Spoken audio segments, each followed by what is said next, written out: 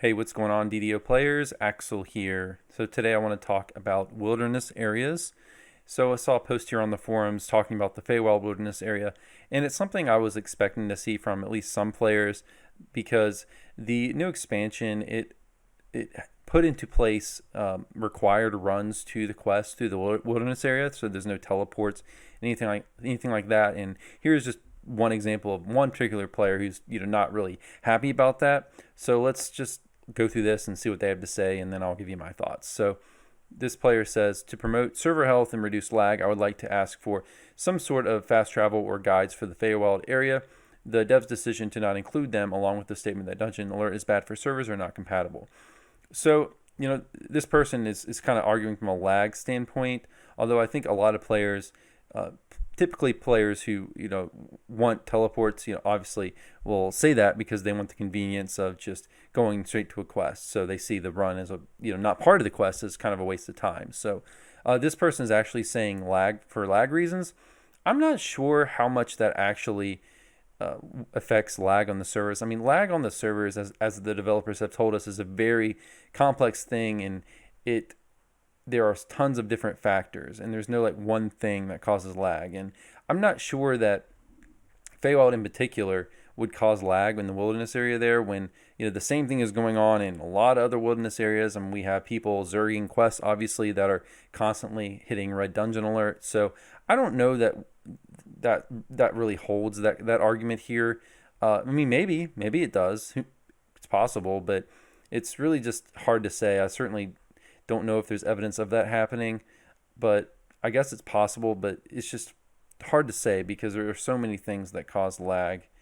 So let's continue. This person says asking the players to fight their way through the wilderness area is unreal because mounts. So they're saying that mounts are kind of the reason why there probably won't be teleports, and that's certainly true.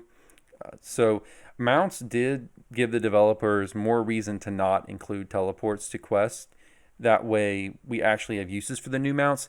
It would be a little bit silly, say like Keep on the Borderlands, for example, which is the only way to get a mount without buying it from the store or through the Feywild expansion bundle. So wouldn't it be a bit silly if they made Keep on the Borderlands and gave you teleport options to all the quests while at the same time putting in mounts? That seems a little bit contradictory there. I mean, if they're going to have mounts in the game, which they decided and players did want as well, they've got to give you reasons to use them, and new reasons, not just getting around the overworld that's existed for years in the game. They want to actually give you new reasons to new reasons and uses for those mounts. And the additional speed also gives them less reason to put teleports into the game, just because with the mounts you can get to quests faster. So the person goes on to say here that Ravenloft and Sharn set a new standard with easier access to quests and such. So that I don't agree with, because they really didn't set a standard, because we've seen a lot of really the devs have really been all over the place in terms of whether they put in teleport options to quests or not. So for example, we had teleports in Ravenloft, we had partial teleports in the cogs in Sharn, because it wouldn't put you right to the quest, it would put you somewhere in the general vicinity, and there are multiple places in the cogs where you can teleport to. So it's kind of a partial teleport in the cogs. And then they had subsequent packs like Keep on the Borderlands, which I've already mentioned, and the Gatekeeper's Grove, the Feywild kind of promotional pack, the Gatekeeper's pack, where they didn't include any fast teleport options just through the Cerulean Hills, for example. And then, of course, Keep on the Borderlands. So and then they went the other opposite way, and they gave us direct teleports for the new legendary raids. So Master Artificer, Lord of Blades, and Vision of Destruction. We don't have to run through the Subtron anymore. We just get teleported straight there from the quest giver in the marketplace for VOD, and then Calscana for the other two raids. So they've kind of been all over the place. They certainly, it seems like they're more willing to if the run is exceptionally long, like the Subtron was, they're certainly more willing to put in teleports for that, because the Subtron runs were really long, and those raids are a bit of an exception, because I think the runs in particular are really designed to be part of the raid And really, that's how you could view this and any run to an adventure area. I mean, it just depends on how you view this. So a lot of people will look at a run to a quest and view that as a waste of time. But why is that a waste of time and not just viewed as part of the quest? So players will, for example, view a run from the public area of the Feywild to one of the quests as a waste of time, but they won't consider all the running around you have to do in a quest like a Frosty Reception, all throughout the quest, just to different NPCs. They won't consider that a waste of time. So that doesn't really, if you really think about it, does that really make sense? I think as long as the developers actually factor in the time it takes to run to a quest, in terms of the Reaper XP and just the general XP that the quest gives out, I think it's fine. Certainly, I wouldn't want to see a quest. Say you have two quests of equal length and equal difficulty. If they give out the exact same XP, and also drop rates as well should be a factor there. But if they give out the exact same XP and drop rates, but one requires a run and one doesn't, I think that's a problem, and they should always factor that in. And it seems like just from running the Feywild quest, it seems like the Reaper XP is pretty good. It seems like it's better than Sharn. So I haven't done an analysis of it or anything, but just from me running it, it seems like the Reaper XP is pretty good. So you all tell me if you disagree with that or if you have a different experience. But in any case, I think in the future we're likely to see less teleports to quests than more. With the exception if they make a legendary something. So if they say they make a legendary version of, say, against the Demon Queen, let's say, I think it's possible they might give us a teleporter straight out to the pre-raid there, because that is a long run as well. So I could see something like that happen. But I think going forward, just because the mounts are in the game now, they need to create reasons for using them. I think that's something they will do. So I think going forward, we're going to see less teleports and not more. And I'm glad at least we've gone away from, say, I think the worst instance of teleports are the ones in the Shadowfell expansion where you actually have to pay astral shards. I hope that never returns, and it hasn't, so that's good. I will say, as far as the Feywild goes, that it would be nice, though, if they would add a few more things to do on the way to quests. So for example, if you're level 30 or you've capped out the Slayers, running to the quest, there's not a lot there for you. I mean, there are rare chests, so that is one thing. So you can kill the rares on your way and get a chest, which they do drop some semblance of named loot.